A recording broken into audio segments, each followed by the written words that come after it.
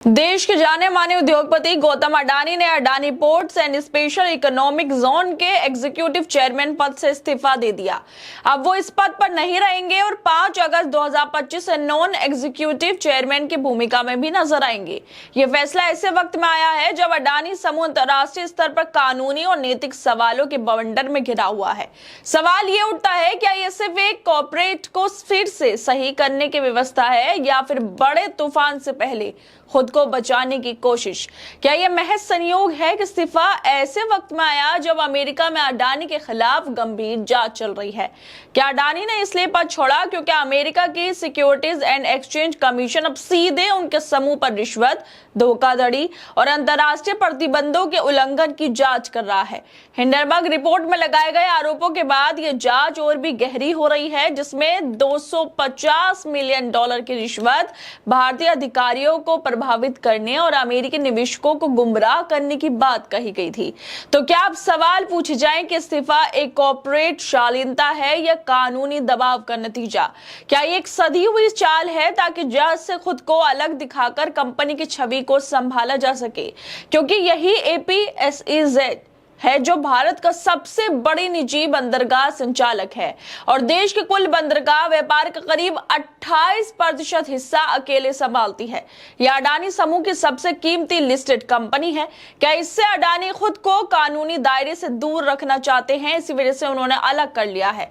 अंतर्राष्ट्रीय स्तर पर हालात अडानी के लिए दिन ब दिन बिगड़ते जा रहे हैं। अडानी समूह के खिलाफ विरोध प्रदर्शन और जांचें जारी हैं। क्या ये सब घटनाएं महज संयोग हो सकती है या फिर ये इस बात का संकेत है कि अडानी समूह के साख अब सिर्फ भारत में नहीं बल्कि वैश्विक स्तर पर भी सवालों के घेरे में है?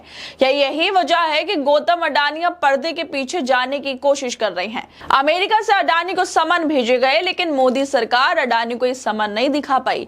20 नवंबर 2024 को अमेरिकी सिक्योरिटीज एंड एक्सचेंज कमीशन और डिपार्टमेंट ऑफ जस्टिस ने न्यूयॉर्क के पूर्वी जिला कोर्ट में अडानी ग्रीन एनर्जी लिमिटेड और एज्योर पावर ग्लोबल लिमिटेड से जुड़े गौतम अडानी, उनके भतीजे सागर अडानी और बाकी अधिकारियों के खिलाफ सिविल और आपराधिक मामले दर्ज किए।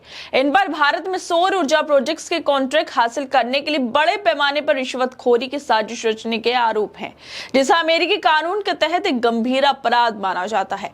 इस मामले में अडानी परिवार के खिलाफ सिविल और आपराधिक दोनों तरह की कार्रवाई शुरू हो चुकी है। अडानी परिवार कानूनी शिकंजे में फंसता दिख रहा है। इस मामले में सिविल और आपराधिक दोनों तरह की कार्रवाई के चलते अब अडानी समूह की वैश्विक छवि और कारोबारी साख पर बड़ा सवाल खड़ा हो गया। क्या अमेरिका में जांच की वजह से ही अडानी ने यह अहम कुर्सी छोड़ दी है? APSEZ है जो भारत का सबसे बड़ा निजी बंदरगाह संचालक है और देश के कुल बंदरगाह व्यापार का 28% हिस्सा अकेले संभालता है, लेकिन फिर भी अडानी ने इस्तीफा दे दिया।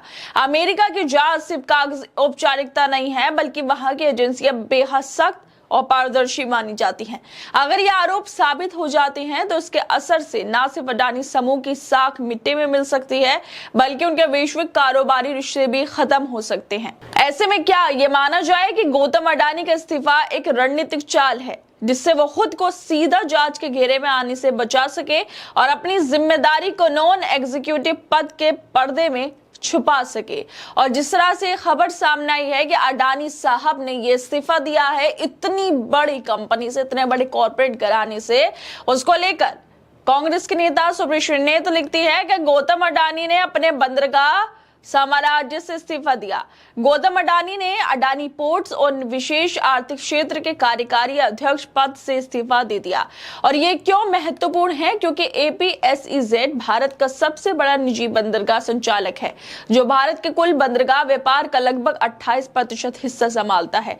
APSEZ अडानी ग्रुप की सबसे मूल्यवान लिस्टेड कंपनी है। कानूनी उथल पुथल के बीच इस्तीफा अमेरिका द्वारा जांच हो रही है। क्या अडानी कंपनियों ने मुद्रा बंदरगाह के माध्यम से ईरानी LPG आयात किया, जो अंतर्राष्ट्रीय प्रतिबंधों का उल्लंघन करता है? हिंडनबर्ग रिसर्च द्वारा उठाए गए $250 मिलियन के रिश्वत और धोखाधड़ी के आरोप, जिनकी अब अमेरिकी SEC जांच कर रही है।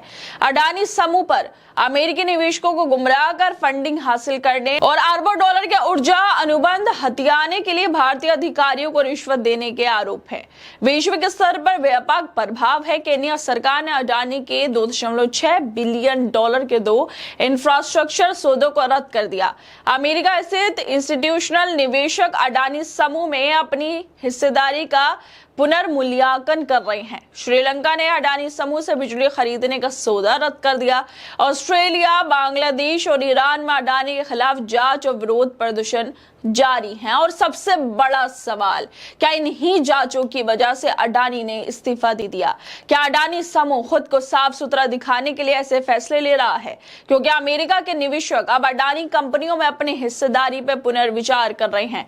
क्या ये इस्तीफा उसी अंतर्राष्ट्रीय दबाव का हिस्सा है? एक तरफ भारत में सरकार की चुप्पी है, दूसरी तरफ दुनिया भर की सरकारें और एजेंसी अडानी समूह की जांच कर रही है। तो क्या गौतम अडानी ने अपनी कुर्सी बचाने के लिए कुर्सी ही छोड़ दी? क्या इस्तीफा देना जवाबदेही है या उससे बचने की कोशिश? क्या आप बड़े उद्योगपति जब अंतर्राष्ट्रीय जांच की चपेट में आते हैं तो बस पद बदलकर बच निकलने का ये जो नया बहाना है वो ढूंढते हैं? क्या इतनी बड़ी जांचों और आरोपों के बीच सिर्फ नॉन एग्जीक्यूटिव चेयरमैन बन जाना काफी है? क्या गौतम अडानी का इस्तीफा देना वाकई कोई जिम्मेदार कदम है या जांच से बचने की एक सोची समझी चाल? क्या ये एक ऐसी रणनीति है जिससे वो खुद को कानूनी शिकंजे से बाहर दिखा सके जबकि असल नियंत्रण अब भी उन्हीं के हाथों में बना रहे?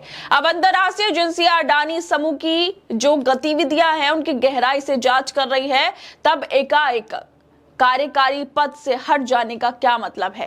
क्या ये एक सधा हुआ कदम है ताकि कंपनियों को बचाया जा सके, छवि को चमकाया जा सके और कानूनी जवाबदेही से दूरी बनाई जा सके? और इसी वजह से गौतम अडानी ने ये इस्तीफा दिया है ताकि जांच से बच सके और जो उनकी कंपनियां हैं उनको बचा सके, क्योंकि अमेरिका के अंदर लगातार गौतम अडानी को लेकर चर्चाएं हैं और जांच भी हो रही है और देशों में विदेशों में इनके खिलाफ अब प्रदर्शन भी होने लगे हैं, इनके कॉन्ट्रैक्ट रद्द होने लगे हैं। क्या इन्हीं सब चिंताओं को देखते हुए, इन्हीं सब जांच को देखते हुए, प्रदर्शन को देखते हुए गौतम अडानी ने ये इस्तीफा दे दिया है? खैर दोस्तों, आप लोगों को क्या लगता है इस वीडियो को लेकर? हमें अपनी राय जरूर दें। बाकी तमाम खबरों को देखने के लिए जुड़े रहिए हमारे साथ।